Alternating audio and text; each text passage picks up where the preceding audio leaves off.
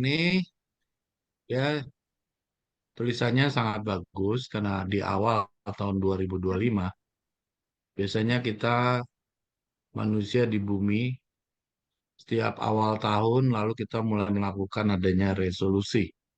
Ya, apa yang akan kita lakukan, apa yang akan kita tinggalkan. Nah, ini ayatnya kali ini akan sangat baik buat renungan buat kita bersama. Saya mulai ya. Dorongan semangat yang mulai tawar hati.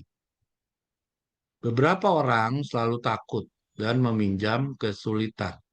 Setiap hari mereka dikelilingi kenyataan kasih Allah.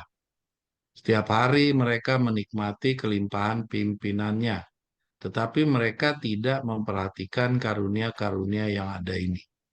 Pikiran-pikiran mereka tertumpu terus-menerus atas sesuatu yang tidak sepatutnya, yang ditakutinya akan terjadi, atau beberapa kesulitan yang memang ada. Meski itu kecil, membutakan mata mereka terhadap banyak perkara-perkara yang menuntut rasa syukur. Ya, huruf ini ditebalkan karena ini terjadi untuk kita semua. Ya, saya tidak perlu menjelaskan detail karena ayat ini jelas. Kita semua yang berada di dalam Zoom ini pasti memiliki rasa khawatir, ya. Karena nanti Saudara Rain akan menjelaskan bagaimana kita berserah. Apakah sepenuhnya, apakah kita setengah hati, sehingga dari berserah sepenuhnya itu, semakin dia berserah sepenuhnya, maka ketakutan itu akan bisa diminimalisir. Ya, tetapi saya kira tulisan ini baik sekali karena kebahagiaan sejati ini kalau kita pelajari bukunya, sebenarnya itu benar-benar membuat kita dekat dengan Tuhan dan kita harus meninggalkan ketakutan atau tawar hati tadi. Saya lanjutkan, kesukaran-kesukaran yang dihadapi mereka gantinya mendorong mereka kepada Allah yang satu-satunya sumber pengharapan mereka, memisahkan mereka daripadanya karena membangkitkan kegelisahan dan sungut-sungutan. Ya, saya pas membaca tulisan ini luar biasa ya. Karena di sini kita dituntut untuk kita tidak tawar hati. Ya, setiap kita pasti punya perasaan tawar hati itu. Tidak perlu saya jelaskan detail. Kita selalu ketakutan akan masa depan kita akan seperti apa. Ya, apa yang akan terjadi apabila kita katakanlah yang sekarang sedang kita bicarakan itu adalah memisahkan dengan dunia. Lalu kita pindah ke daerah yang benar-benar terpencil. Tidak ada manusia di sana. Bagaimana dengan kehidupan kita? Bagaimana dengan kita berusaha? Bagaimana dengan uang dan seterusnya? Nah, sehingga itu membuat kita khawatir. Padahal kita punya Tuhan. Ya, dan pernah saya baca di tulisannya Nyonya White itu, halo, ini hilang. Oh, Ya, jelas jangan kita suaranya. pernah takut ya terhadap apa yang terjadi di masa depan, tetapi biarlah kita melihat apa yang Tuhan sudah bimbing kepada kita di masa lampau. Ya, itu yang kadang-kadang membuat kita juga harus besar hati ya bahwa Tuhan memimpin kita di masa-masa yang lampau. Sama halnya kita sekarang di tahun 2025 di bulan Januari. Ya, bulan pertama di tahun 2025 kita tidak tahu apa yang terjadi di 11 bulan kemudian. Ya, apa yang terjadi yang akan berakibat imbasnya tentu saja kepada kehidupan kita. Ayat ini mendorong kita untuk kita berserah kepada Tuhan, karena Tuhan yang lebih tahu kita ini nanti harus bagaimana dan bagaimana kita meninggalkan seperti yang Saudara Rain, ya karena hari ini saya ulang tahun, maka Saudara Rain mengingatkan saya untuk meninggalkan manusia lama saya, menuju manusia yang baru. Ya karena usia saya ini satu langkah lagi saya udah kepala enam, ya tanpa sadar saya udah 59 tahun. Saya pengennya sih kalau bisa saya masih di kepala empat terus, tapi apa daya ya waktu berjalan dengan cepat. Jadi itu yang membuat ayat ini menjadi menarik. Kira-kira apa yang terjadi 11 bulan kemudian, mari kita berserah kepada Tuhan. Jangan kita tawar hati, biarlah Tuhan selalu menyertai hidup kita. Saya lanjutkan. Apakah baik untuk menjadi demikian kurang percaya? Mengapa kita tidak tahu berterima kasih dan mengapakah kita curiga? Yesuslah sahabat kita. Semua penghuni surga kita memperhatikan kesejahteraan kita. Kita seharusnya jangan memperkenankan kekacauan dan kesusahan hidup sehari-hari menyakiti pikiran dan mengabutinya dengan ketakutan. Jika kita mau, selalu ada sesuatu yang hendak mengganggu dan menjengkelkan.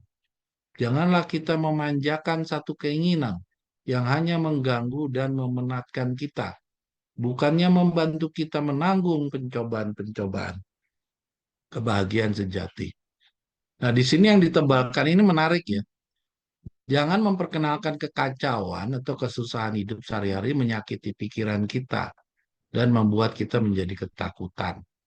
Ya, lalu kita jangan juga diganggu dan dijengkelkan dengan satu keinginan kita yang belum tercapai, sehingga itu akhirnya mengganggu, melelahkan otak kita.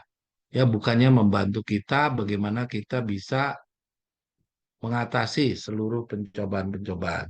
Ya, ini tidak perlu saya detailkan karena ini semua namanya kan renungan. Setiap kita di sini pasti punya keinginan. Ya, keinginan-keinginan yang akibatnya akan mengganggu pikiran kita dan membuat kita menjadi tadi itu ketakutan ya, apakah kita bisa memenuhi keinginan itu atau tidak. Mungkin kau mengalami kesulitan dalam usaha. Pengharapan masa depanmu bertumbuh semakin gelap dan kamu mungkin terancam bangkrut. Tapi janganlah tawar hati, letakkanlah segala kesusahanmu kepada Allah. Tetaplah tenang dan gembira. Ya, ini luar biasa nih. Mungkin kau mengalami kesulitan dalam usaha. Ya, mungkin bagi teman-teman yang semuanya sedang berusaha, ya seperti saya, ada beberapa kan di sini, ya kan kalau kita biasanya dalam berusaha itu selalu ketakutan ya kalau kita mengalami kesulitan, lalu gelap, bangkrut, ya itu membuat kita menjadi tawar hati, kecewa, bersungut-sungut. Nah, ini kita diminta di sini tetaplah tenang dan gembira. Ya, doakanlah supaya diberi kebijaksanaan mengatur masalahmu dengan bijaksana. Dengan demikianlah engkau dapat mencegah kerugian dan malapetaka. Lakukanlah sekuat tenagamu. Apa yang dapat engkau lakukan untuk mendatangkan hasil yang baik? Yesus telah menjanjikan pertolongannya, tapi janji itu tidaklah terpisah daripada usaha kita sendiri. Apabila bergantung kepada penolong kita itu, engkau telah lakukan semua yang dapat engkau lakukan. Terimalah hasilnya dengan gembira. Ya, di sini ada ayat penghiburan buat kita, kita terus berusaha dan setiap usaha yang kita lakukan itu biarpun belum melihat hasilnya, ya terimalah hasilnya dengan gembira. Ya, jangan bersungut-sungut. Ya, ini ayat ini sangat bagus ya, khususnya buat saya pribadi. Lanjut. Semua yang merasakan dalamnya kemiskinan jiwa mereka, yang merasa bahwa tidak ada kebaikan dalam diri mereka, boleh mendapat kebenaran dan kekuatan dengan melihat kepada Yesus. Dia mengatakan, marilah kepadaku semua yang letih lesu dan berbeban berat. Dia tawarkan kepadamu supaya menukarkan kemiskinanmu dengan kekayaan kasih karunia-Nya. Kita tidak layak untuk kasih Allah, tapi Kristus dan kita adalah layak dan mampu menyelamatkan semua orang yang akan datang kepadanya.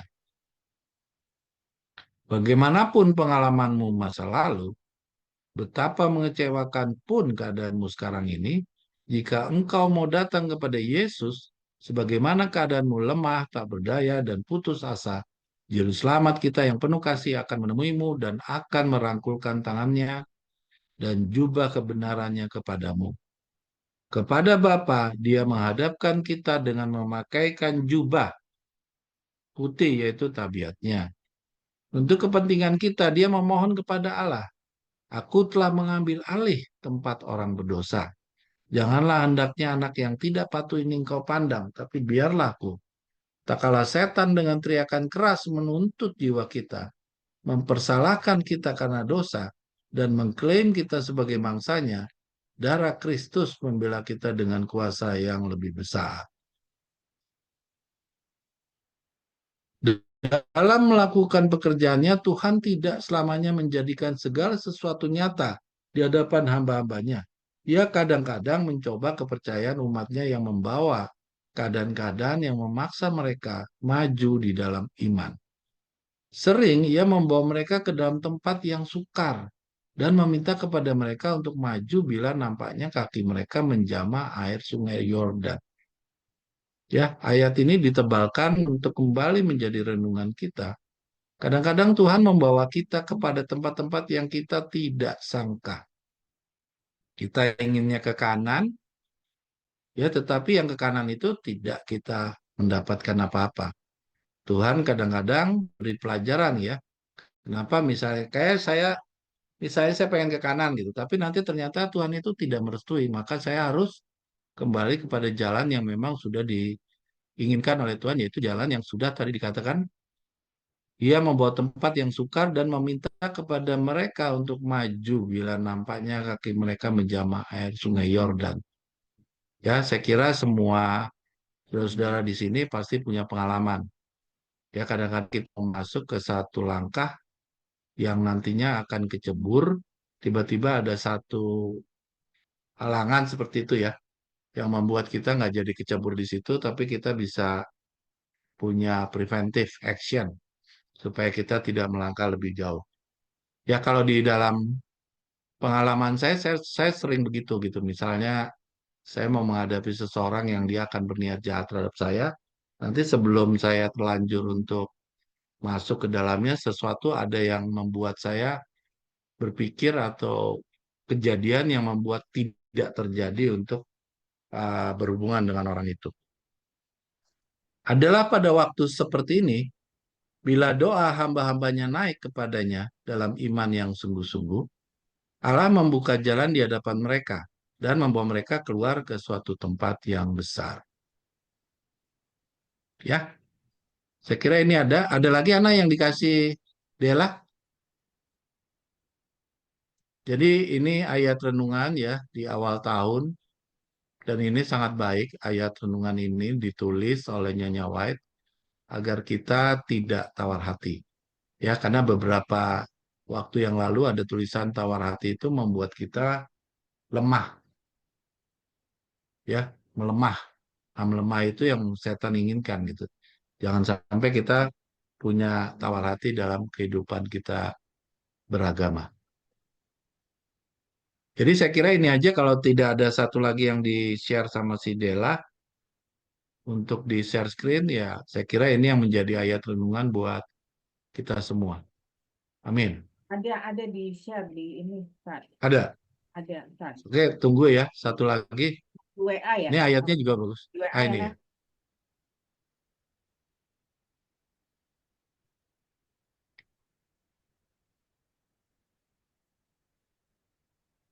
Tuh, udah masuk nah di grup NB di WA. Ntar Ana sharingnya Yang hanya mereka itu ya. di grup. Iya, hanya mereka itu. Ya, Ana share di Zoom-nya gimana?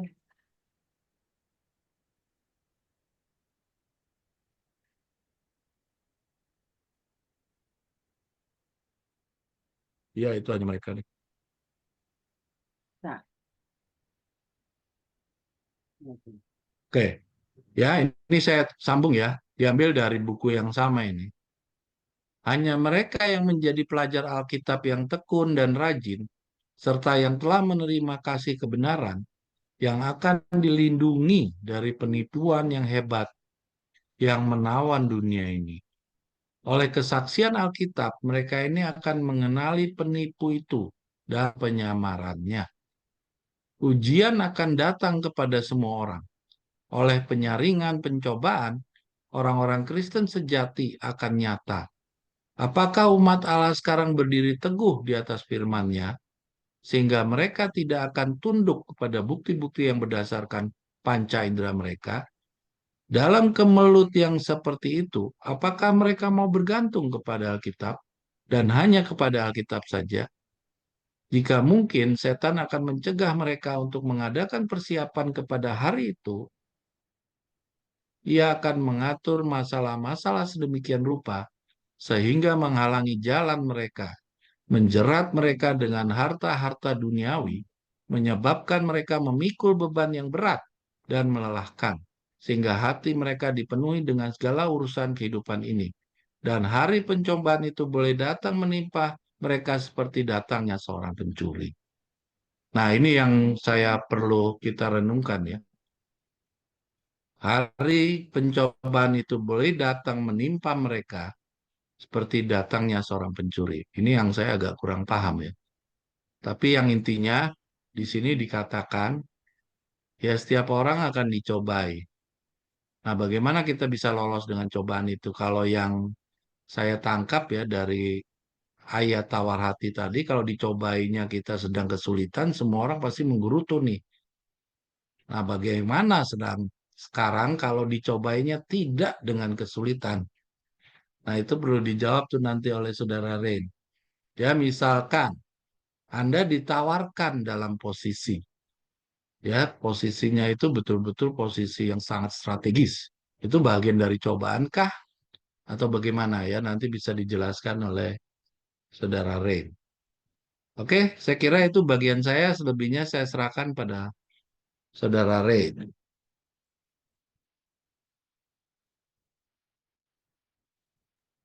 Ya, terima kasih, Saudara Victor.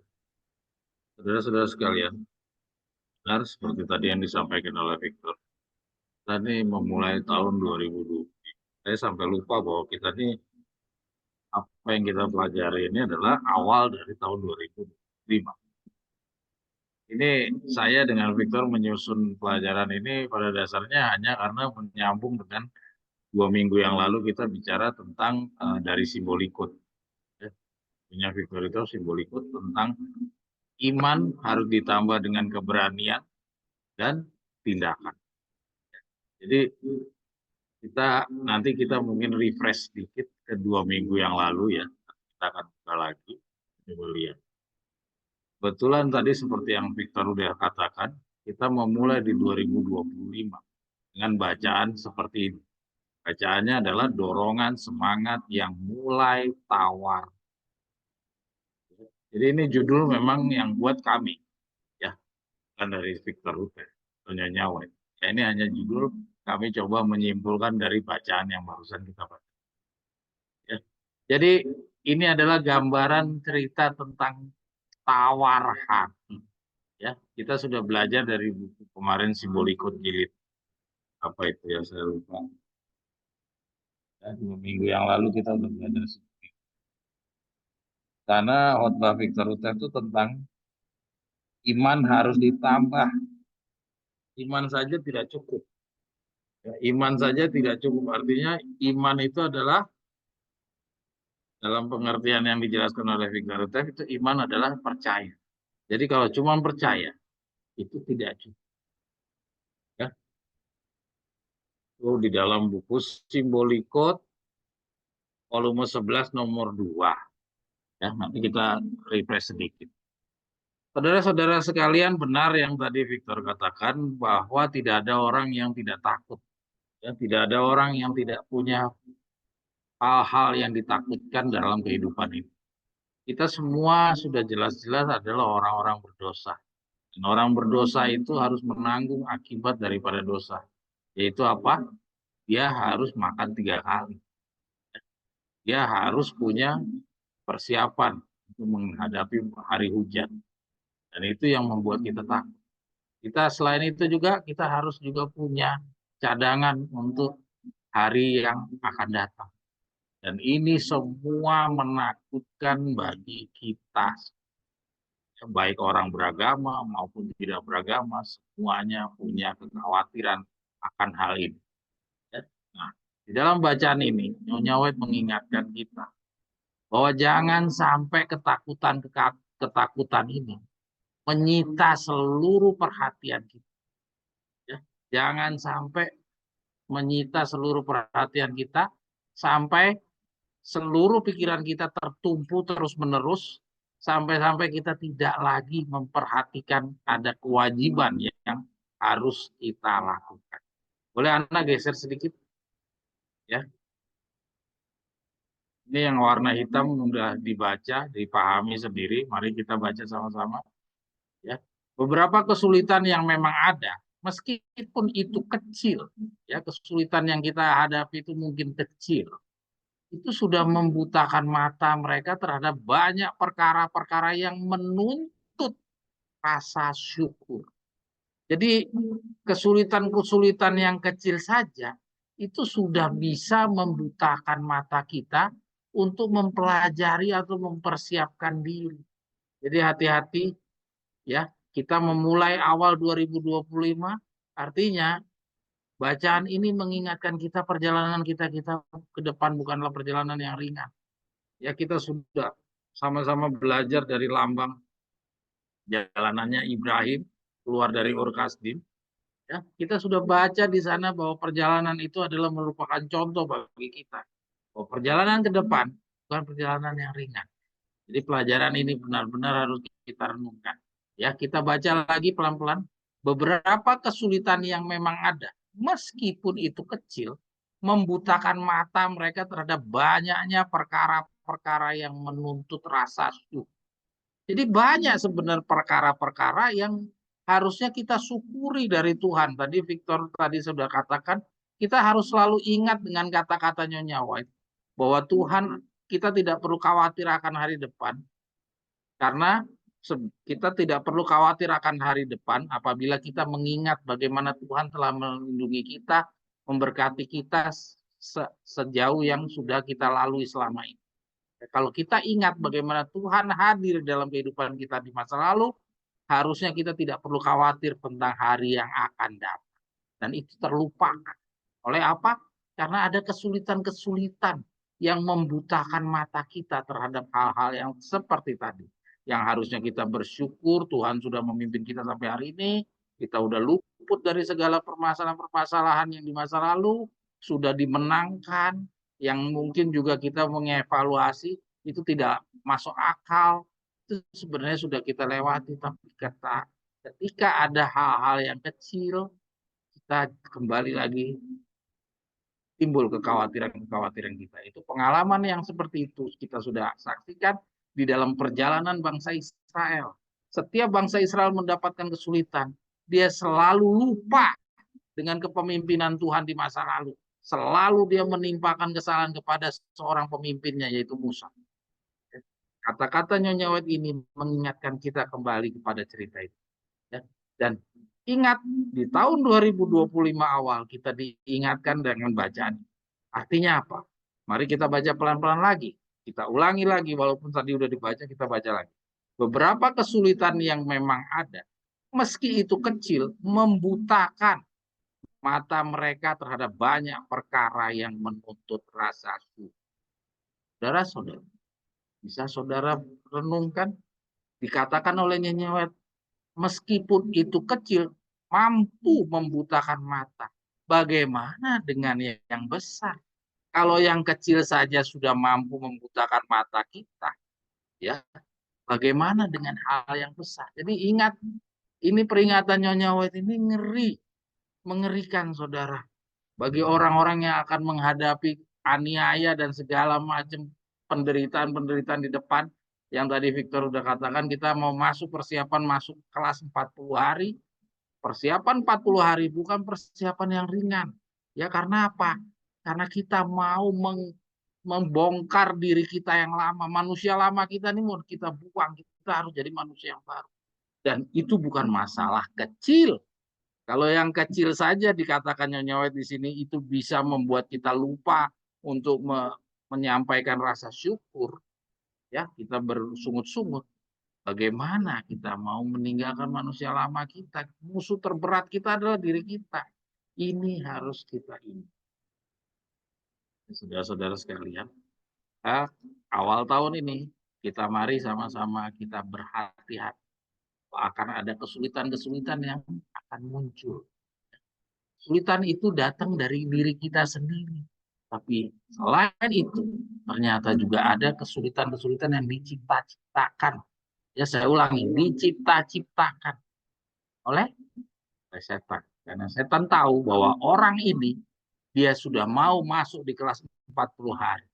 Jadi orang ini berpotensi menjadi orang-orang yang akan membuat saya akan kehilangan kerajaan yang sudah saya kuasai selama hampir 6.000 tahun. Ya, kita lanjut, Ana. Nah, ini dia. Jangan kita biarkan kesusahan-kesusahan, kekacauan hidup sehari-hari menyakiti pikiran kita.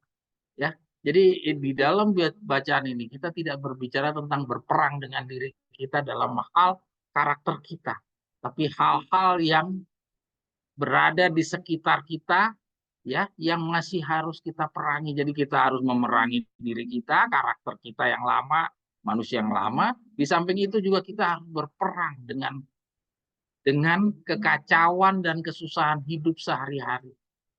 Bayangkan, ngelawan diri kita saja tanpa ada kesusahan dari sekeliling aja udah susah. Ini tambah lagi ada kesusahan dari sekeliling kita. Ya, kita lanjut dulu. Di terakhir sekali saya akan mengajak saudara untuk mengevaluasi apakah kita sama susahnya dengan bangsa Israel ataukah kita berbeda. Ya, apakah kita lebih ringan atau kita lebih berat? Nanti kita akan lihat. Jika kita mau selalu ada sesuatu yang hendak mengganggu dan menjengkelkan, janganlah kita memanjakan satu keinginan yang hanya mengganggu dan memenatkan kita tuh. Jangan sampai hal-hal yang tadi dikatakan di paragraf yang di atas yang kecil itu sudah mengganggu kita. Ingat, ya, bukan untuk membantu kita menanggung pencobaan. Jadi ingat, Tuhan udah bagaimana melindungi kita di masa lalu, jangan pernah kita lupa. Ya, jangan sampai setan berhasil untuk hal-hal yang menakutkan kita dari hal-hal yang sebenarnya itu bisa ditangani.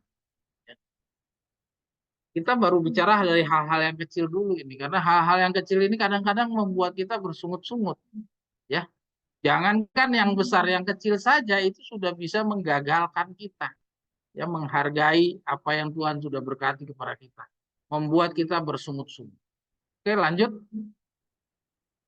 Nah ini, nah paragraf yang ini menunjukkan tadi Victor sudah menjelaskan cukup luas.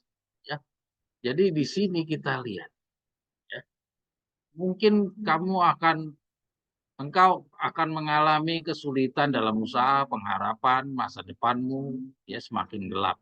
Mungkin kamu terancam bangkrut, tapi jangan tawar. Letakkanlah segala kesusahanmu kepada Allah. Tetaplah tenang dan gembira. Ya. Jadi di dalam paragraf ini kita dijanjikan bahwa kesulitan-kesulitan yang kamu hadapi itu tidak bisa dipungkiri. Kemungkinan akan ada. Ya. Di awal 2025 ini kita diingatkan bahwa ada sangat-sangat dimungkinkan. Tadi yang seperti tadi yang Victor sampaikan, ada Indonesia ikut gabung dengan BRICS, itu tidak akan membiarkan Amerika dengan tenang-tenang saja dolarnya tidak terpakai. Artinya ada reaksi-reaksi yang akan berdampak kepada kita. Ya, artinya kata-kata Nyonya White yang mengatakan mungkin ini akan ada potensinya pada depan. Ini akan menimbulkan tawar-tawar. Dalam paragraf ini kita diberikan satu jalan keluar, yaitu apa? Letakkanlah segala kesusahanmu kepada. Kita diingatkan bahwa kita punya teman, kita punya tempat untuk mencari perlindungan terhadap kesulitan-kesulitan. Oke, Ana boleh lanjut, Ana? Semua yang merasa dalam kemiskinan, jiwa mereka yang merasa bahwa tidak ada kebaikan dalam diri mereka, boleh mendapatkan kebenaran dan kekuatan dengan melihat kepada Yesus. Dia mengatakan, marilah kepadaku semua yang letih, lesu, dan berbeban. Saudara-saudara sekalian, saudara bertanya, apa Matius 11 ayat 28 ini hanya kepada yang letih, lesu, dan berbeban berat? Atau dengan keadaan yang penuh kekurangan, banyak penderitaan, terbebani dengan kehidupan dan segala macam, ya, yang hitungannya sudah eh, tidak mempunyai harapan. Kenapa hanya diberikan kepada mereka? Sedangkan kepada di lain pihak, orang yang berkelebihan tidak ditawarkan untuk datang pada Yesus. Kenapa? Di lain tulisan-tulisan Nyonya White yang lain, kita sudah tahu bahwa orang-orang itu kenapa tidak ditawar. Karena mereka bermasalah dengan dirinya. Itu apa? Mereka tinggi. Orang-orang yang tinggi hati ini sulit untuk dipahami. Orang-orang yang letih lesu berbeban berat, ini adalah orang-orang yang membutuhkan bantuan. Ya. Jadi orang-orang yang membutuhkan bantuan ini lebih mudah untuk dibantu, lebih mudah untuk rendah hati, rela untuk memberikan semua keluhan-keluhannya untuk dibantu oleh. Sedangkan orang-orang yang berkelebihan, dia tidak mau datang kepada Yesus karena dia merasa kemampuannya dia sendiri bisa mengatasi segala kesulitan-kesulitan apabila ia mendapatkan. Banyak dalam bacaan-bacaan yang kita sudah pelajari. Sini kita lihat titik beratnya Yesus adalah kepada yang letih lesu dan berbeban berat. Oke, kita lanjut lagi, Ana.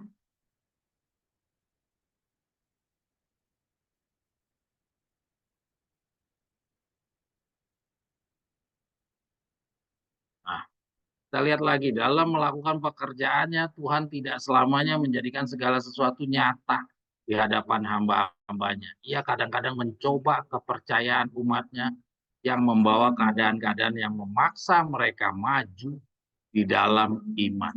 Ya, yang memaksa mereka maju di dalam iman. Sering ia membawa mereka ke dalam tempat yang sukar dan meminta kepada mereka untuk maju bila nampaknya kaki mereka menjamah air sungai. Saudara, perhatikan bacaan ini menunjukkan kepada kita bahwa pada mereka yang letih lesu, Tuhan akan hadir. Artinya apa? Artinya apa?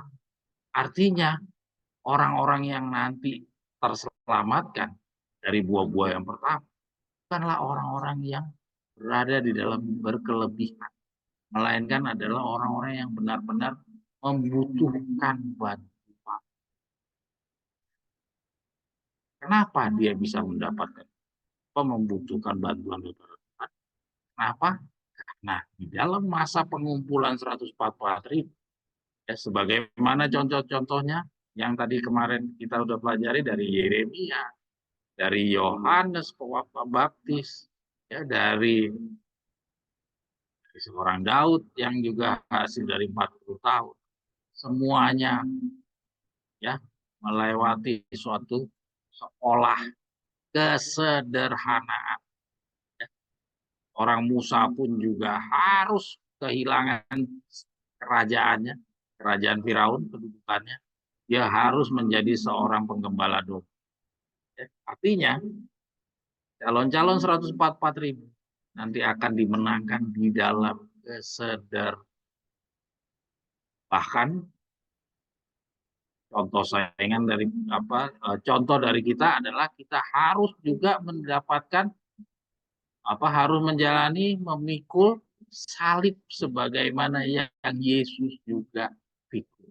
Kalau begitu, artinya kata-kata janji tadi bahwa Tuhan hadir untuk mereka yang letih lesu, itu gambaran yang akan dijalani oleh calon-calon.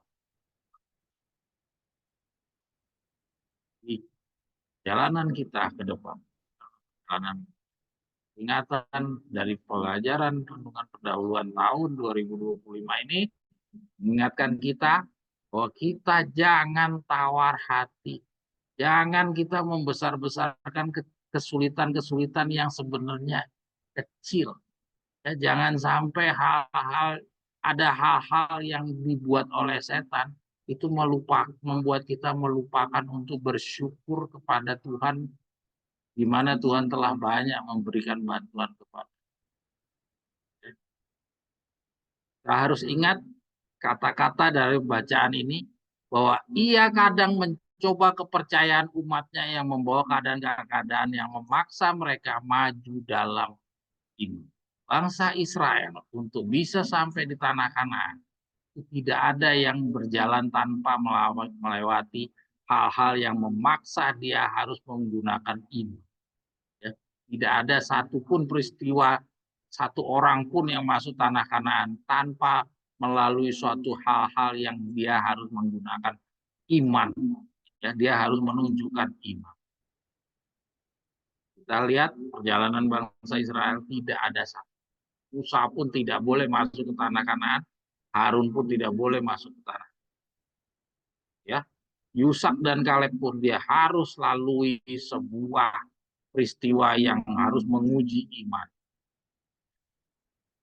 Saya kira perjalanan Israel adalah sebagaimana catat, bahkan contoh dan contoh saingan bagi.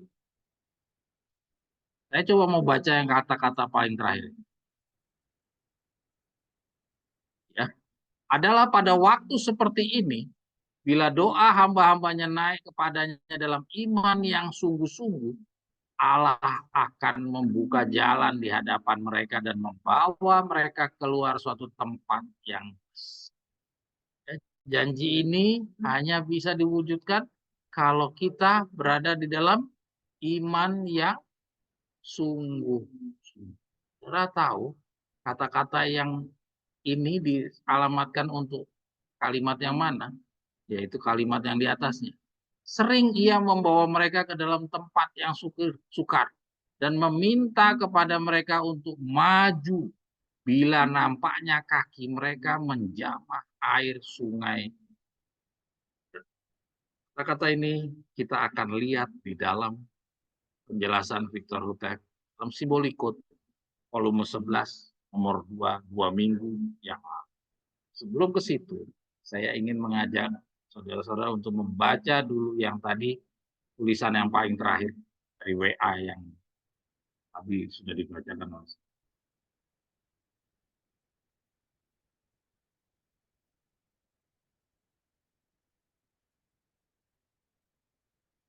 Ya. Saudara-saudara sekalian, saya coba mengajak saudara membaca yang di bagian bawah. Ya, Ana boleh dibacakan dihitamkan Ana. Jika mungkin setan akan mencegah mereka, ya, setan akan mencegah mereka untuk mengadakan persiapan pada hari itu. Ia akan mengatur masalah-masalah sedemikian rupa sehingga menghalangi jalan mereka, menjerat mereka dengan harta-harta duniawi, menyebabkan mereka memikul beban yang berat dan melelahkan, sehingga hati mereka dipenuhi dengan segala urusan kehidupan ini. Dan hari pencobaan itu boleh datang menimpa mereka seperti datangnya seorang penyusup. Saudara-saudara sekalian, ini kata-kata di dalam kemenangan akhir, ini telah mewakili semua godaan setan. Ya, ada yang seperti tadi Victor katakan, ada yang diberi kesusahan, ada yang diberi kekayaan. Ya, seperti tadi Victor katakan, mungkin ada yang dikasih jabatan, ditawarin sebuah jabatan, itu sebuah tantangan, itu sebuah pencobaan. Ya, nah ini semua sudah terwakili di dalam kutipan kemenangan akhir. Ya, kita baca pelan-pelan. Jika mungkin, setan akan mencegah mereka untuk mengadakan persiapan kepada hari itu. Nah, saudara, kata-kata mengadakan persiapan kepada hari itu. Artinya, kata-kata Nyonya Wat ini benar-benar berlaku bagi kita di akhir zaman. Jadi jangan kita kira untuk menjadi 144.000 itu kita keadaannya ya seperti sekarang tenang-tenang saja. Tidak. Mungkin kita belum sama sekali terlihat sampai hari ini. Seperti apa sih nanti kelepasan 144.000. Tapi dengan sekian banyak bacaan ini, jangan kita lengah sehingga kita kira akan keadaan akan sama seperti sekarang ini. Tidak.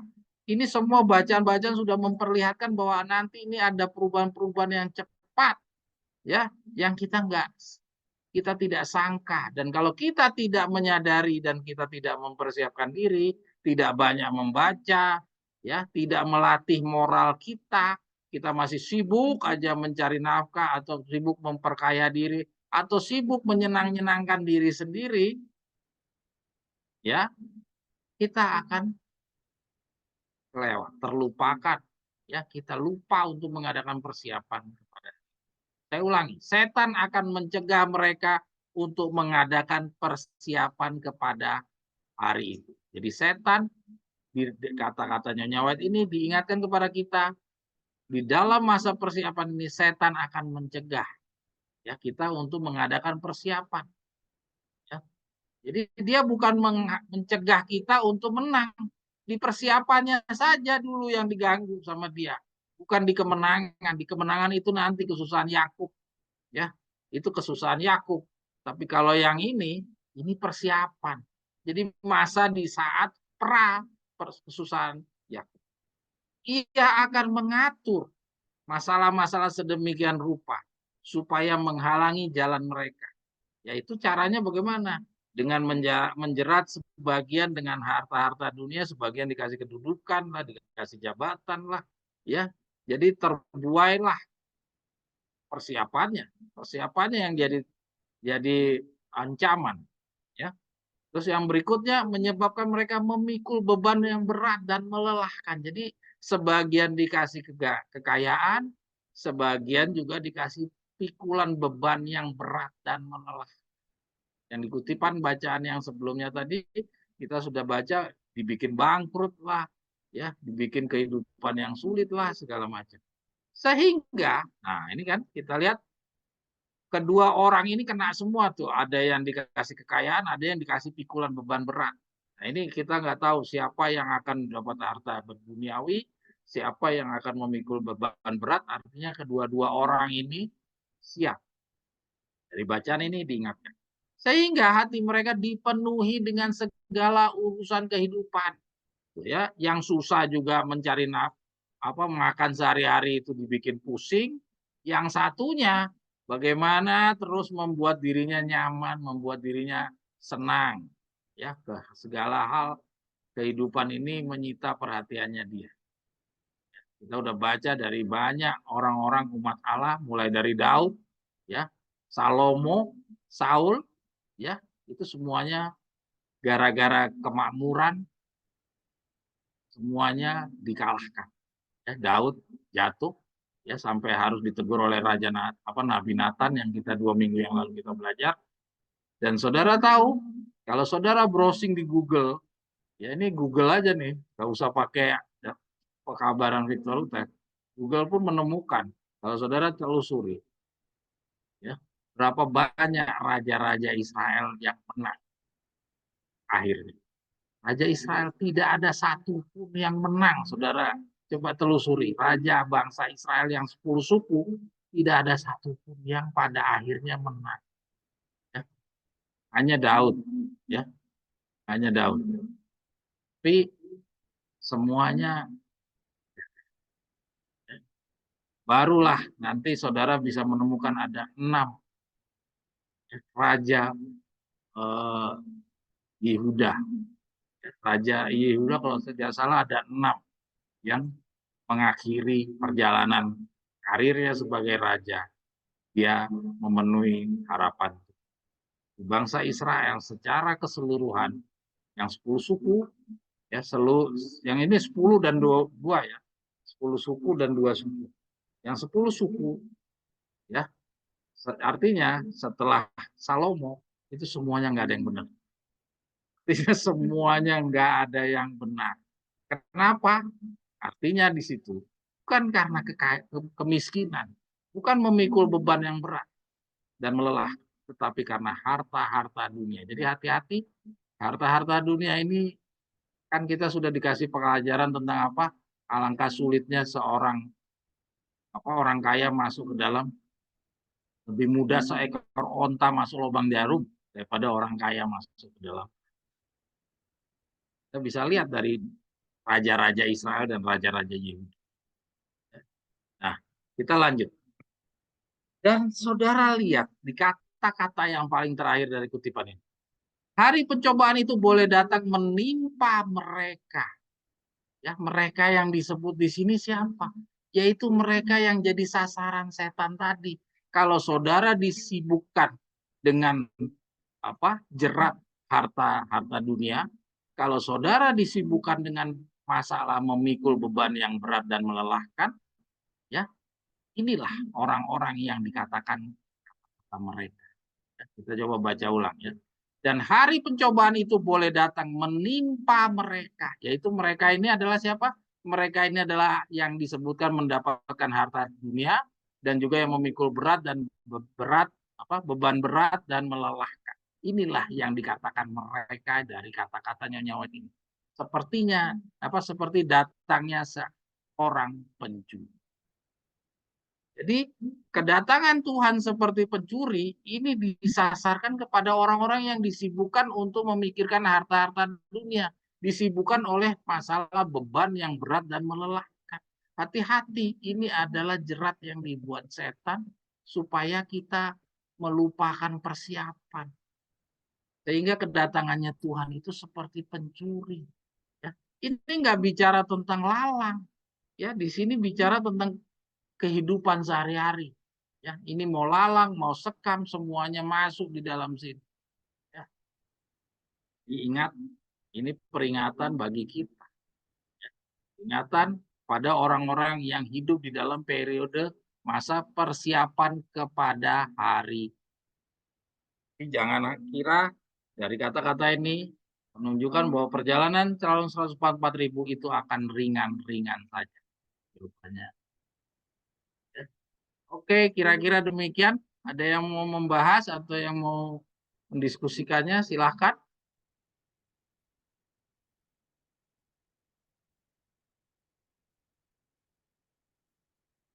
Saya akan mengajak saudara untuk merefresh kembali kepada 2 minggu yang lalu. Ana, boleh kita lihat yang tadi kata-katanya Nyonya White, kata-kata Victor Ruteff.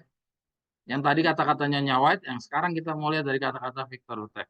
Ya, tentang apabila kamu mendapatkan air Yordan, sungai Yordan, maka perintah dari Tuhan maju terus. Ya, tadi kita lihat di dalam renungan pendahuluan, ya maju terus. Itu sama di dalam penjelasan Victor Ruteff dari buku Simbolikon jilid 11 nomor 2 minggu yang lalu. Ana boleh ditampilkan, Ana?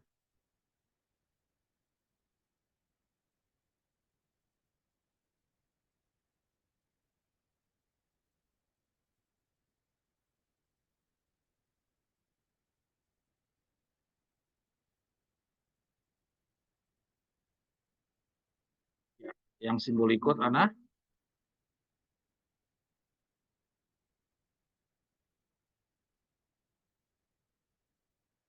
Search saja, Ana.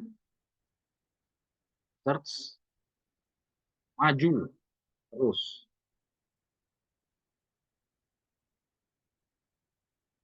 Ya. Ya, oke. Kita lihat di sini. Penjelasan dari Victor Ruteff. Di sini kita melihat sebuah gambaran mengenai semua Israel tanpa keberanian sama sekali, justru pada saat-saat di mana mereka benar-benar membutuhkannya. Untuk memecah persoalan mereka adalah, adakah Allah memerintahkan mereka supaya duduk-duduk saja dan berdoa? Jawabannya tidak. Ini waktu dia menghadapi air ya.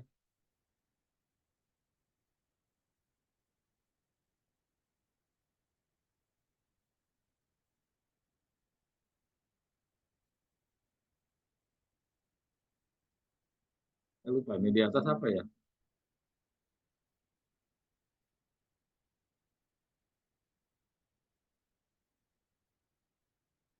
Oke, ya. Pada saat dia mau menyeberang sungai Yordan. Ya, mari kita baca penjelasan Victor Ruteff. Kita lihat yang dimiringkan itu, maka firman Tuhan kepada Musa, mengapa engkau berseru kepadaku? Berbicaralah kepada Bani Israel agar mereka maju terus. Tapi angkatlah tongkatmu itu dan rentangkanlah tanganmu atas laut itu, lalu membelahnya. Bani Israel akan berjalan pada tanah yang kering melewati tengah laut. Saudara-saudara, mari kita baca penjelasan Victor Utef. Penjelasan Victor Utef ini luar biasa. Ya, mari kita baca kembali. Di sini kita melihat sebuah gambaran mengenai semua Israel tanpa keberanian, sama sekali justru pada saat-saat di mana mereka benar-benar membutuhkannya. Saya ulangi, ya, tanpa keberanian sama sekali justru pada saat-saat di mana mereka benar-benar membutuhkannya. Ya, jadi di saat benar-benar dibutuhkannya, itu keberanian tidak ada dari bangsa Israel, saudara-saudara. Artinya di sini tidak bicara lagi soal iman. Ya, kita sudah tahu ya, ini khotbah Victor Utef ini bicara tentang iman itu harus ditambah keberanian dan tindakan. Dari cerita yang dijadikan contoh oleh Victor Utef ini cerita dari bangsa Israel yang tidak berani menyentuh, ya, atau bersungut-sungut pada saat harus menyeberang sungai Yordan. Ya, kita lihat dia tidak mempunyai keberanian. Ya, di sini kita melihat sebuah gambaran mengenai semua Israel tanpa keberanian sama sekali. Justru pada saat-saat di mana mereka benar-benar membutuhkannya untuk memecahkan persoalan mereka. Nah, ini Victor Utef lempar sebuah logika berpikir. Adakah Allah memerintahkan mereka supaya duduk-duduk saja dan berdoa? Jawabannya tidak. Perintahnya adalah agar mereka maju terus. Nah, kita baca lebih lanjut. Victor Utef membangunkan pemikiran lagi kepada kita. Agar supaya Musa pertama sekali mengangkat tongkatnya dan merentangkan tangannya untuk membelah lautan itu. Dan supaya rombongan orang banyak itu maju terus melewatinya. Bagi semua akal sehat, perintah ini tampaknya tidak masuk akal. Perintah ini seperti perintah orang, boleh dibilang orang gila. Mana mungkin bisa kita lewatin itu laut. Ya sungai. Sungai Yordan ya. Sungai itu besarnya luar biasa. Mana mungkin orang bisa melewati laut. Itu bunuh diri. Ya. Makanya di sini Victor Utef bilang, bagi semua akal sehat perintah ini tampaknya bodoh, benar-benar bodoh dalam menghadapi bahaya mereka. Namun Allah mengetahui semuanya itu. Ia juga tahu apa yang sedang dibuatnya apabila ia membawa mereka ke sana. Ia sedang akan menyelenggarakan suatu peristiwa yang begitu besar agar ia kelak mendatangkan takut atas orang-orang kafir.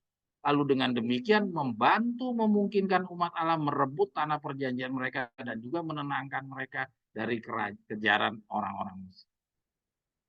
Pelajaran ini menunjukkan bahwa iman yang setia, keberanian dan tindakan ialah kerjasama yang dituntut dari Kristen yang bertobat. Ana boleh ke atasan.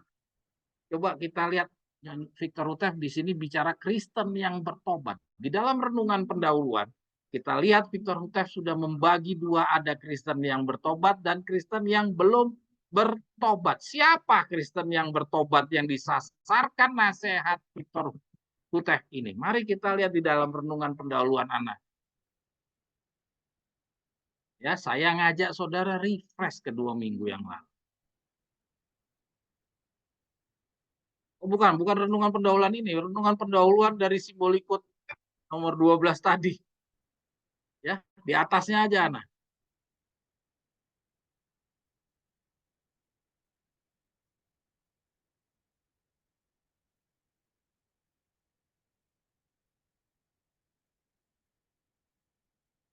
Ya. Bukan yang ini. Dan yang ini yang di dalam Simbolikut itu sendiri. Tadi ada renungan pendahuluan dibuka di depannya.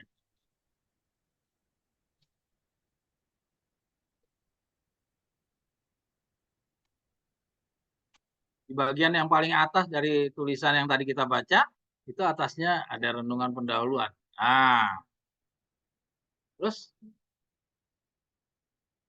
Terus Ana? Nah, dari bacaan ini dapat kita lihat apa yang diperbuat oleh Kristen sebelum pertobatannya. Maka sore ini kita akan mempelajari selanjutnya apa yang akan diperbuat oleh Kristen sesudah pertobatannya. Nah, jadi kita bisa lihat Victor Hutte sudah membagi dua. Ya. Ada yang Kristen sebelum pertobatannya dan Kristen sesudah pertobatannya. Dan tadi iman ditambah keberanian dan ditambah dengan tindakan itu adalah Kristen sesudah pertobatannya, ya. Dan calon 144.000 adalah Kristen sesudah pertobatannya. Yang sebelum pertobatan coba kita lihat di atas sana.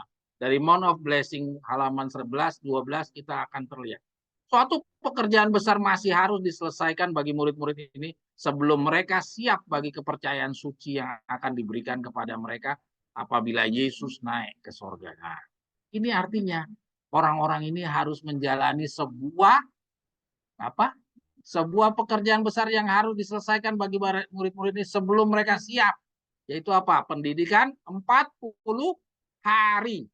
Ya, jadi artinya di sini sudah terlihat Victor Hutte membagi dua, yang belum bertobat dan sudah bertobat. Dan yang sudah bertobat ini dia harus menjalani, ya, yaitu suatu pekerjaan besar masih harus diselesaikan bagi murid-murid ini sebelum, ya, jadi sebelum mereka siap bagi kepercayaan suci yang akan diberikan kepada mereka apabila Yesus naik ke surga.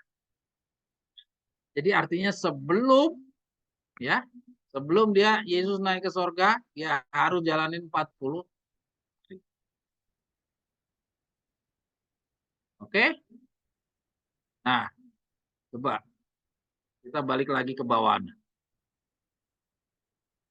Ya, jadi lihat inilah yang harus dimiliki. Terus lagi anak terus sampai yang cerita tentang Sungai Yordan tadi. Saudara-saudara sekalian, jadi kita lihat, jadi inilah yang harus dimiliki oleh orang-orang mau masuk di dalam kelompok 144.000. Yaitu apa? Maju terus. Ya, apa yang mau saya sampaikan kepada saudara dari cerita ini? Artinya apa? Artinya dari Victor Hutte memberikan contoh kepada kita dari cerita bagaimana bangsa Israel menyeberangi Sungai Yordan. Artinya perjalanan 40 hari kita akan menjalani sesuatu peristiwa yang tidak masuk di akal. Saudara sudah lihat? Ya. Artinya apa? Artinya calon 144.000 akan menjalani sebuah peristiwa yang tidak masuk di akal, yang tampaknya benar-benar bodoh. Dan terhadap hal tersebut, ya, kata-katanya Victor Hutte bilang, untuk memecahkan persoalan mereka, adakah Allah memerintahkan mereka supaya duduk saja dan berdoa? Jawabannya tidak. Perintahnya adalah agar mereka maju terus. Jadi artinya 40 hari kita akan menghadapi hal-hal yang tampaknya tidak masuk akal. Terhadap hal-hal yang tidak masuk akal ini, jangan kita mundur. Kita harus maju terus. Ini perjalanan kita yang akan kita hadapi dalam pendidikan 40 hari. Pendidikan 40 hari kita adalah suatu peristiwa yang benar-benar tampaknya bodoh bagi orang-orang pada banyak. Ya, tadi Victor Hutte bilang nanti bagaimana kita makan, bagaimana kita hidup, bagaimana kita mempertahankan hidup kita ini. Itu adalah perjalanan yang tampaknya bodoh bagi semua orang. Karena kita tidak lagi bekerja. Kita mencari tempat yang terpencil, seperti tadi Victor kata. Itu adalah sama halnya dengan bangsa Israel harus menyeberangi Sungai Yordan, sesuatu hal yang aneh dan tidak masuk di akal. Kira-kira demikian, ya, dari apa yang kita dapat dari Simbolikot volume 11 nomor. Ana, kita masuk ke pembelajaran kita. Coba. Saudara-saudara, ada yang mau komentar silahkan. Saudara-saudara, saya mengajak saudara untuk kembali lagi melihat profil umat Allah pada penghujung akhir penyelesaian pekerjaan pengumpulan 144.000. Gambar ini kita dapatkan di dalam Amaran Sekarang jilid 2 nomor 30. Saudara-saudara, kita sudah pernah membahas ini beberapa kali. Kita coba renungkan lagi. Kita lihat, inilah profil calon 144.000. Ya. Dia berada di tengah. Dia dipengaruhi oleh sejarah di belakang. Ya, nubuatan ada di depan. Hal-hal yang akan datang ada di depan. Ya, cerita Musa yang tadi kita bicara, sungai Yordan, bangsa Israel keluar dari Mesir, raja-raja Yehuda 10 suku, raja-raja Yehuda 2 suku, itu semua sejarah. Ya, nubuatan bicara tentang hal-hal yang akan datang. Yesaya pasal 9, kerajaan Daud, ya. Terus berdirinya kerajaan Daud, ya, 1000 sehari, itu semua di depan. Itu hal-hal yang pengumpulan buah-buah kedua itu di depan. Nah, di samping sejarah dan nubuatan, kita lihat ini profil umat Allah ini di tengah-tengah. Di saat sekarang dia dipengaruhi oleh perintah-perintah dan syariat-syariat. Ya. Nah, saudara lihat sejarah di kiri, di belakang, buatan di depan, dan syariat-syariat ini ada di tengah.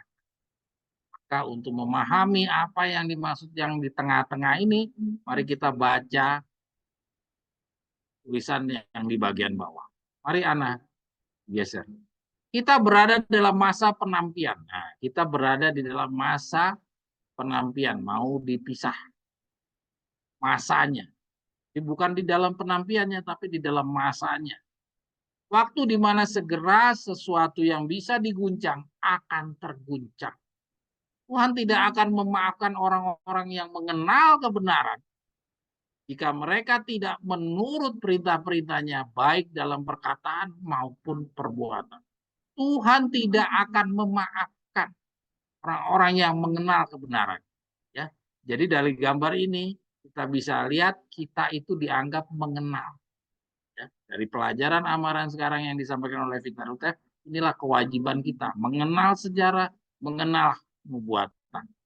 Ya, dan kita mengenal syariat dan mengenal perintah-perintahnya. Mari kita baca. Tuhan tidak akan memaafkan orang-orang yang mengenal kebenaran, ya, yang mengenal sejarah, mengenal nubuatan, mengenal perintah-perintah, mengenal syariat-syariat, jika mereka tidak menurut perintah-perintahnya, baik dalam perkataan maupun perbuatan. Jadi artinya apa? Artinya harus ada tindakan, iman plus perbuatan. Ya, iman plus perbuatan. Saudara-saudara, perbuatan inilah yang sedang kita pelajari. Jadi pengenalan akan kebenaran itu sudah. Sekarang kita belajar bagaimana ya menurut perintah-perintahnya baik dalam perkataan maupun perbuatan. Ya. Berikutnya, kerinduan-kerinduan akan kebajikan dan kesucian memang baik adanya. Ya. Jadi kita punya keinginan untuk bisa jadi bijaksana dan suci, itu memang baik adanya. Tapi jika engkau berhenti sampai di situ saja, maka tiadalah gunanya. Jadi kalau cuma berhenti sampai keinginan kerinduan saja, ya kerinduan untuk bisa bijaksana dan bisa jadi suci, kalau cuma sampai di rindu-rindu saja, itu tidak ada gunanya. Banyak orang yang hilang sementara berharap dan ingin menjadi orang Kristen. Jadi banyak orang yang hilang kalau cuma sampai ingin menjadi orang Kristen. Mereka tidak sampai pada titik menyerahkan kemauan kepada Allah. Jadi harus sampai menyerahkan kemauan kepada Allah. Kalau kamu menyerahkan kemauan kepada Allah, dan kita sudah tahu di bagian yang paling di atas ya 6T 332, kemauan Allah adalah kamu harus menghidupkan perintah-perintah dalam perkataan maupun perbuatan. Kalau kita mau menyerahkan sampai semuanya kepada kemauan Allah, mereka tidak memiliki sekarang juga menjadi Mereka tidak memilih sekarang juga menjadi orang-orang. Jadi kalau mereka tidak mau menyerahkan kemauan mereka, mereka tidak memilih sekarang juga menjadi orang. Jadi orang Kristen.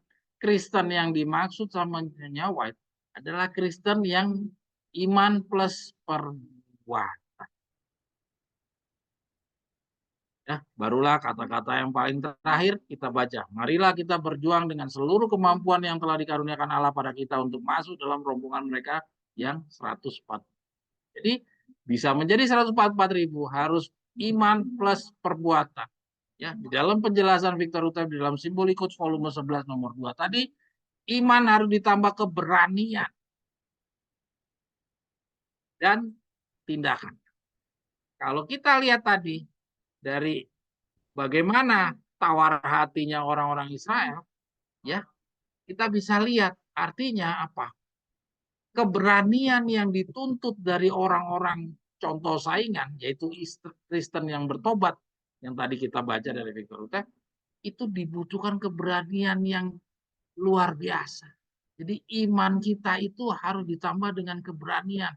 Seperti yang tadi Victor katakan, bahwa untuk pindah ke desa, kita berhenti kerja, meninggalkan semua kebiasaan kita, meninggalkan karakter kita yang biasa, kita dengan keadaan mungkin juga ekonomi yang terbatas, segala macam. Padahal kita dengan kita sekarang bekerja aja, ekonomi kita udah kesulitan. Nanti, sebagaimana yang kita sudah pelajari, kita disuruh berhenti bekerja, supaya bisa sepenuhnya melayani Tuhan, memuliakan Allah. Supaya kita tidak bercabang, tidak terbagi-bagi pikiran. Sekarang aja kita sudah susah makan. Apalagi nanti ketika kita sudah benar-benar berhenti. Nah, untuk melaksanakan itu dibutuhkan keberanian. Jadi iman kita ini sudah kita belajar, mengerti, percaya. Kita sudah percaya bahwa untuk menang harus menjadi manusia baru. Dan untuk menjadi manusia baru, cara salah satunya adalah kita tidak berbagi-bagi. Dengan demikian, kita harus meninggalkan pekerjaan kita. Meninggalkan pekerjaan kita ini membutuhkan keberanian ya, dan tindakan. Itulah yang kita belajar dari petunjuk Victor Utep. Petunjuk Victor Utep itu benar-benar berlaku bagi orang-orang Kristen yang bertobat. Ya, tadi kita sudah lihat Victor Utep sudah membagi ada Kristen yang bertobat dan Victor Utep juga membagi ada Kristen yang sebelum bertobat, dan yang dibicarakan tentang nasihat iman harus ditambah dengan keberanian dan tindakan itu adalah untuk khusus Kristen-Kristen yang bertobat, yaitu orang-orang yang masuk di dalam pendidikan persiapan sebelum diberikan penugasan. Ya, Tuhan naik ke sorga. Tadi dari contoh buah-buah pertama orang mati. Contoh dari waktu murid-muridnya Yesus. Ada pekerjaan persiapan, pekerjaan besar yang Tuhan mau berikan kepada dia. Berikan contoh saingan dari 40 harinya murid. Oke, Ana lanjut, Ana. Jadi saudara lihat, ini yang sulit bukan sejarah, bukan nubuatan, tapi yang sulit adalah bagaimana menghidupkan, ya, bagaimana menghidupkan kebenaran yang kita sudah percayai. Ya. Jadi artinya yang dihidupkan adalah moral. Saudara-saudara, kemarin kita sudah belajar dari perwujudan dari kerendahan hati. Ya, kita sudah kemarin urut-urutkan seperti ini, itu sadar, ya. Kerendahan hati itu buahnya adalah sadar. Ya, kerendahan hati itu buahnya adalah sadar. Tinggi hati itu buahnya adalah apa? Sombong.